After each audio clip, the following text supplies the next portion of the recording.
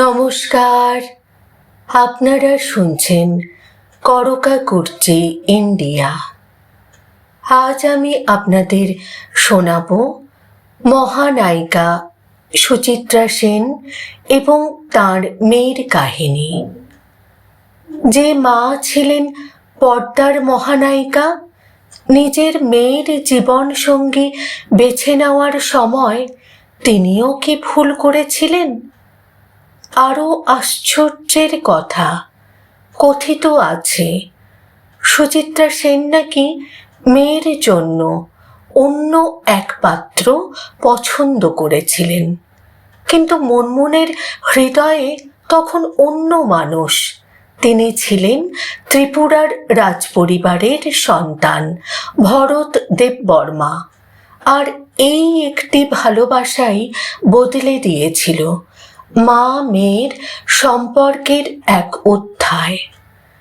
আজকের গল্প সেই মুনমুন সেনকে নিয়ে, যিনি ছিলেন মহানায়িকা সুচিত্রা সেনের একমাত্র সন্তান, কিন্তু নিজের জীবনের সিদ্ধান্তে শেষ পর্যন্ত নিজের মায়ের সঙ্গেও মতের অমিল তৈরি করেছিলেন। বাংলা সিনেমার ইতিহাসে সুচিত্রা সেন শুধু একজন অভিনেত্রী নন, তিনি এক আবেগ, একটি যুগের নাম, একটি রহস্যময় উপস্থিতি।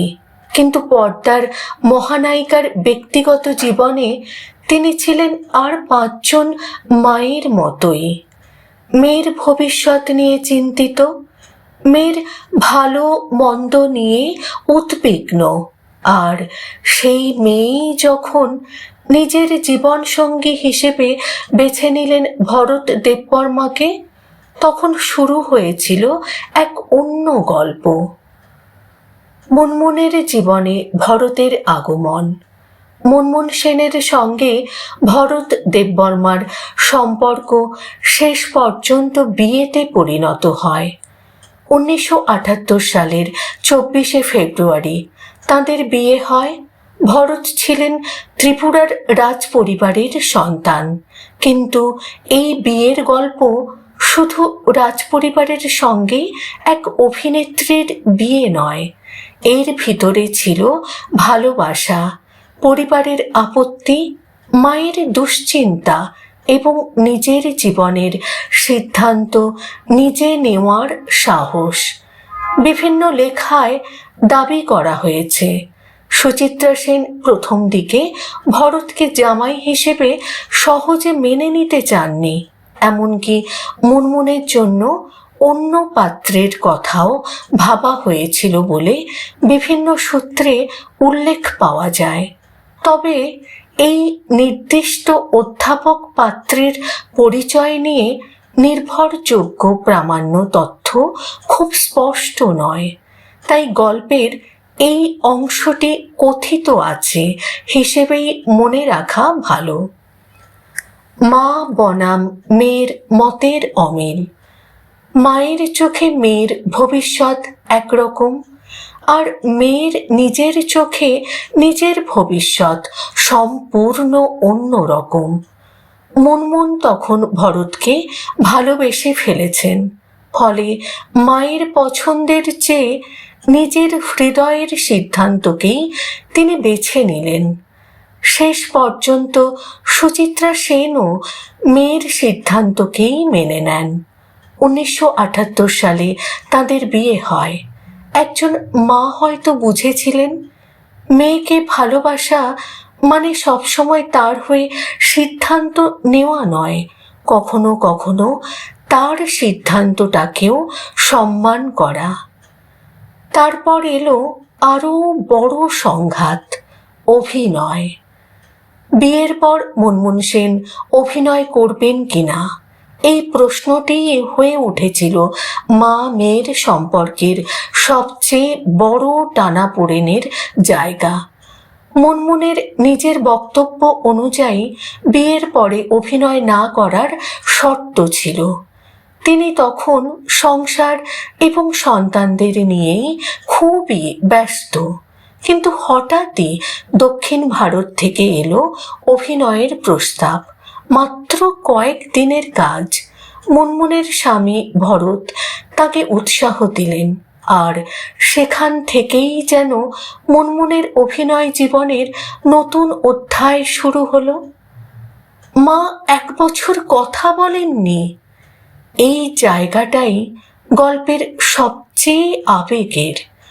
মুনমুন সেন এক সাক্ষাৎকারে তার স্বামীর সমর্থনের কথা বলতে গিয়ে জানিয়েছিলেন, ভরত তাকে সারা জীবন দারুণভাবে সমর্থন করেছেন, কিন্তু মেয়ের অভিনয়ে ফিরে আসার সিদ্ধান্ত সুচিত্রা সেন সহজভাবে মেনে নিতে পারেননি।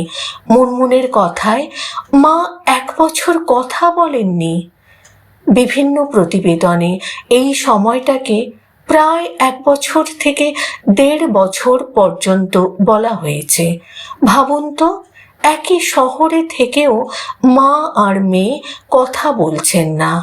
একদিকে মায়ের অভিমান, অন্যদিকে মেয়ের নিজের জীবন বেছে নেওয়ার চেষ্টা। কিন্তু সম্পর্ক কি এত সহজে শেষ হয়ে যায়? না, সময়ের সঙ্গে সেই অভিমানও গলে যায়। ভরত শুধু স্বামী নয়, মুনমুনের সাহস। মুনমুনের জীবনে ভরত দেববর্মার ভূমিকা ছিল অত্যন্ত গুরুত্বপূর্ণ। মুনমুন তাকে আদর করে হাবি বলে ডাকতেন। তার নিজের কথাতেই বোঝা যায় ভরত শুধু স্বামী ছিলেন না, ছিলেন বন্ধু, ছিলেন সাহস জোগানোর মানুষ। 1978 থেকে দীর্ঘ 46 বছর তাদের দাম্পত্য জীবন চলেছিল। 2024 সালে ভরত দেববর্মার মৃত্যু হয়।